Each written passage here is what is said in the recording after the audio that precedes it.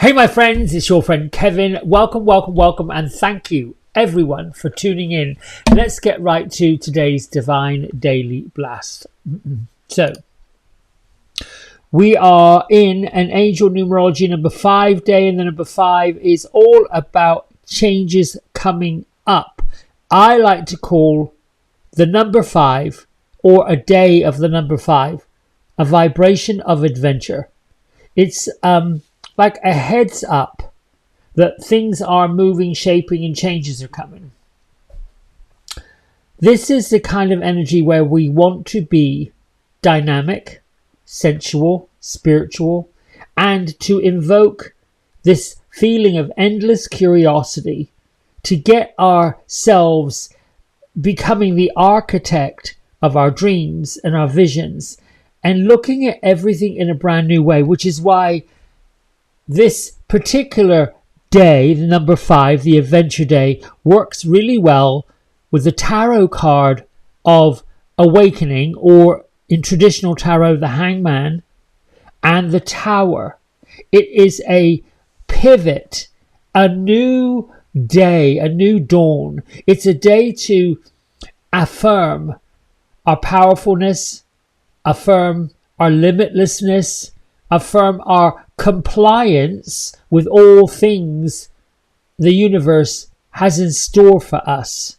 So it's a little bit like being the architect of our dreams and knowing that things have to change to get these dreams to become reality.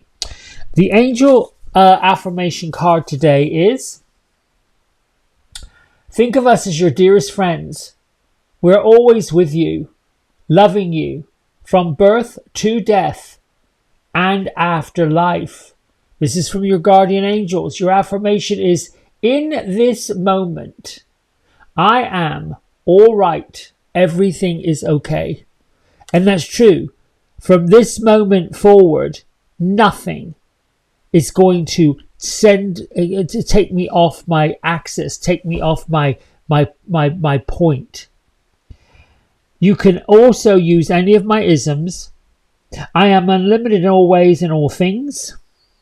I am choosing to trust the process of life and welcome new opportunities with open arms. This comes from our friend Joanna Pantases, also known as Be Your Own Unicorn. I am a noble person doing world-class work and fulfilling a mighty purpose through the eyes of love. And as I've shared with you before, I learned from the great spiritual teacher Kyle Gray. He makes a statement, puts his hand on his heart, and says, I am the keeper of my mind and my body. Wherever love is present, fear is a stranger, and love is here. And he taps his heart 3 times. He says that 3 times. And it really does lift and set the vibration higher and higher and higher. Today, my friends, the moon has moved into Capricorn, or is in Capricorn, and the emphasis is on shifting, because the sun, the spotlight of the skies, has moved into the sign of Taurus, an earthly sign. So use the coming 4 weeks while the sun is traveling through the sign of Taurus to think about who and what you really value. What is your life about?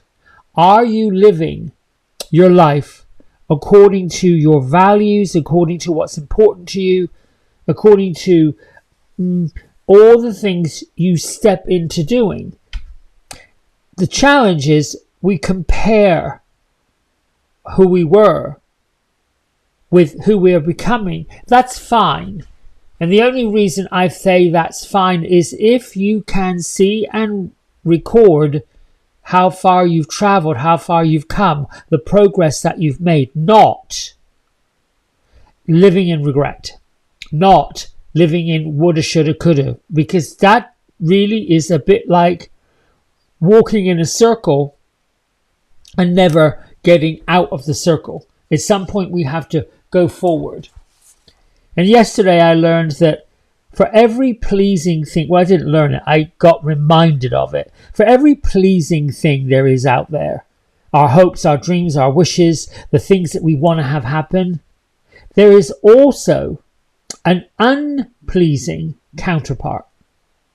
Within every single piece of universal energy is things that we want to have happen, things that we want to attain, places we want to go, the limited opportunities, all of these things, as well as the absence of it, the lack of it, the lack of what we want, the frustration of not having what we want. The key to unlock all of what we want is to focus upon what we want. If we're focusing upon an aspect of things we don't want, because we want to push them away, shove them in a drawer, don't look at them, procrastinate on them, no, we're actually putting more effort into that. And we're drawing those things closer. We get what we give attention to. We get what we put our focus on. We get what we are festering on. So it's either something we want or something we don't want. So focus upon what is attracting you, what is lighting you up, what's giving you the good EBGBs, the feeling of I'm going to put, like I had shared with you last week. I found, I call them my new obsessions, because anytime I want to change my energies, music helps me do it. And I found this group that's not new called Three Dog Night. And Three Dog Night was going on about a place called Shambhala, and then another one about feeling good and all this other. And I'm like, oh, I like the way this works. I like the way this feels. I like the lyrics. I'm listening to it. Those elements, those things, those activities, if you will, keep me in the creation mode and forward movement, and allow me to focus on, oh, this is good, this feels good, I want to feel good, I look for the joy, I look for the light, I look for the love. Because the alternative is what the masses are focusing on. It is challenging. We live in these challenging times where we have to be the light, be the intention, be the example for other people. Our job is, once we become empowered, motivated, passionate, spurred on, then we become the light of the example that other people say, well, I want what they've got going on. How are you this way? How? Because I think I use an analogy where if you're walking down a street and there are restaurants on both sides and outdoor cafes, are you going to be drawn to the one that's got people lined up outside and they put their name down and there's another 45-minute wait? Or are you going to be drawn to the one that has nobody in it, chairs basically folded outside, and not a whole lot of energy happening? Which one are you going to go to? You're going to be drawn to where the light is, I would assume. I'm not necessarily drawn to the dark corners. I'm not necessarily drawn to the shadows, although they exist. I feel like I'm going on and on and on. Lady Portia's with us this week again. Overcoming limitations, releasing the karmic bonds. And these karmic bonds, my friends, they live in our hearts and our minds. We're the ones that attract them. When they say, well, this must be something karmic. Well, could be. You're the one that gets to release it. You get to be the architect of your future. You get to be the draftsman. You get to put the vision boards. A lot of you do vision boards. You get to write your journals. A lot of you do that. There's all kinds of things you do. Yesterday I was with a good friend. We were doing our homework because we're a part of the same magical manifestation group with Radley Valentine. Little plug there. And we were asking about the messages, embracing our transformation, messages from our spirit guides. And the question was, who is my spirit guide? Why are we here? What is our message? How can I hear what they're saying? And we pull cards and we play that right there, that exercise. Doing that with somebody else keeps us in the adventure mode, in the mode of moving forward, in the mode of doing the work, in the mode of I want this and I want, and helping to keep the froth of fulfillment going. We have the violet flame for today, also saying surrender and release the past. Do you see what it's a bit like when you lighten up?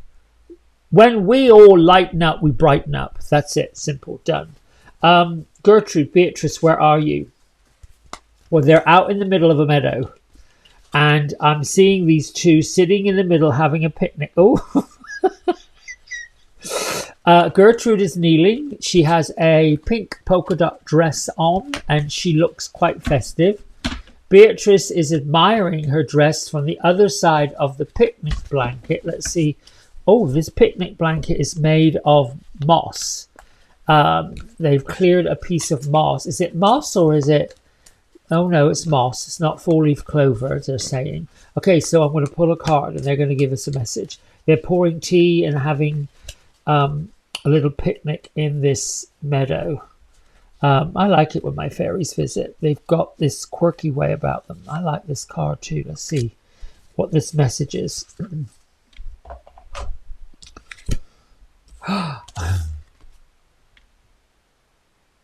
We've had this card twice this week. So this is another reminder. Whatever you're going through, you're going to be assisted by magical fairy blessings. The fairies say that you can bless others. We just got through saying that. When you bless yourself, when you feel blessed, people want to know what your secret is. It's not a secret. There's not a special thing you go on. I love the magical blessings. I think that it's the reason why I feel like books like Harry Potter were so popular, because it took us into a fantasy world. It took us into this world where we can actually do what we can, whether or not it was waving a magic wand and going around in an invisibility. It was a fantasy that for some of us that followed that whole series became somewhat of a reality. So let's see. The message from Gertrude and Beatrice today is to receive the fairy blessings as an honour. And fairies are bestowing their blessings upon all of us, particularly whatever current situation we're going through. Fairy blessings are quite magical. They're healing. Only you're going to know what form of blessings they take, because, this is about you. It's about sending your prayers up and realizing, oh, they've just been answered. You can ask fairies for their blessings at any time you want to, particularly if you're going on a life-changing situation, like, for instance, if you've got a job offer coming up, an interview coming up, if you want to get a loan, if you want to change an aspect of your life that isn't working, go and ask for your fairy blessings. This also comes up when there's challenging situations in your home life. Close your eyes, speak from the center of your heart, that golden light space. Explain to the fairies why you feel their blessings should be or would be beneficial to you. And then simply wait. Now, we've all heard that saying, patience is a virtue. When we're hoping for a message or a sign to let us know it's on the way, we get a little antsy. Remember, they're only going to bestow blessings if it is their will. Let me just explain a little bit about fairies. We talk about how there's different realms, and many of you already know this. So if you already know this, I'm just repeating what you already know. There's the angelic world, that it's debatable whether they've been in human form. I sometimes have a challenge getting my head around the thronins, which is Sandalphon, Metatron, and Orion. I know Orion's part of the star people and hasn't necessarily been documented as having a human lifetime. The archangels, and particularly our guardian angels, have not.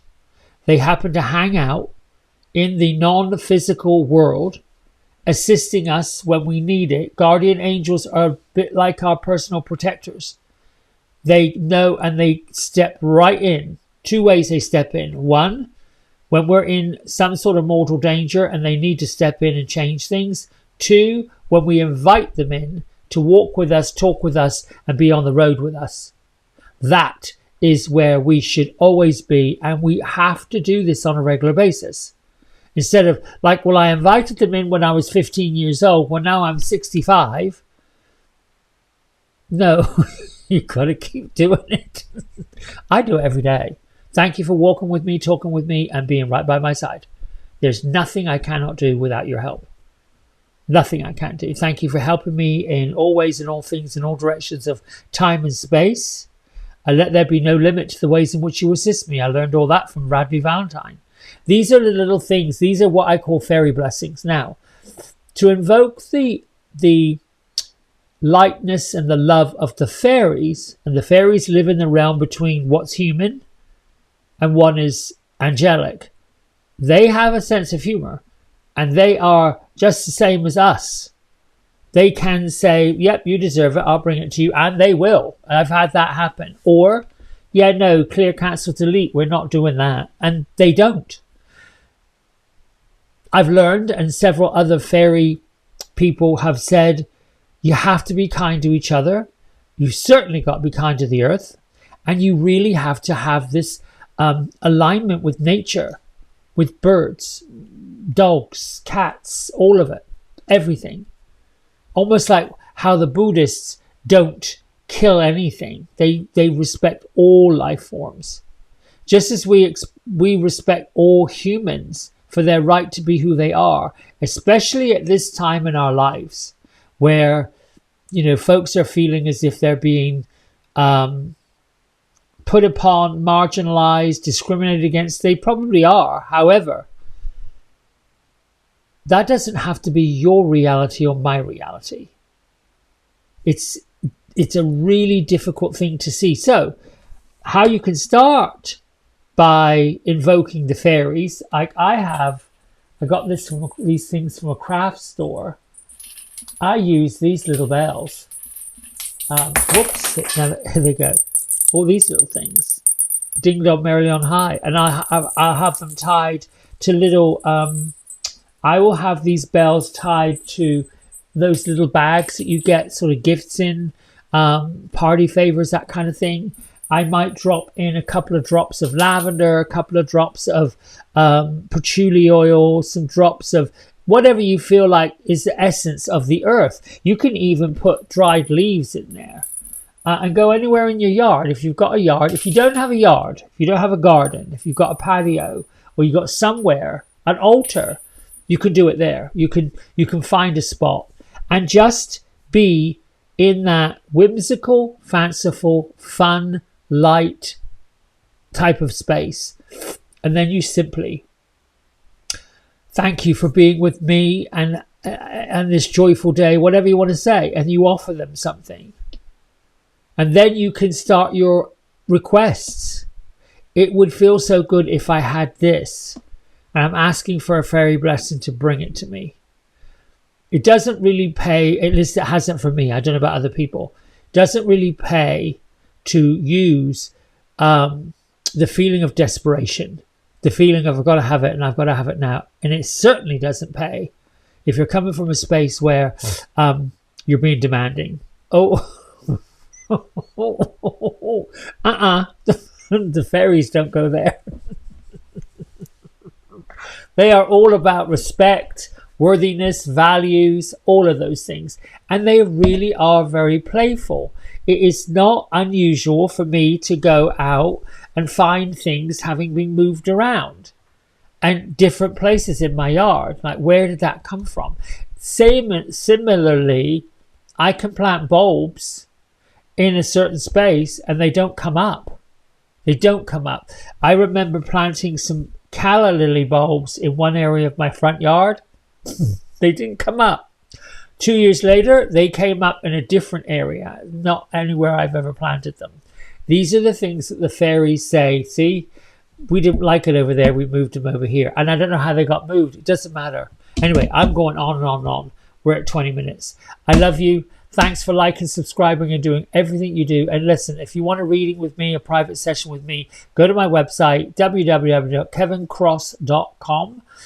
You'll see a menu in there. There's a half hour or a full hour. They're all there on offer. All right, my friends. Bye for now.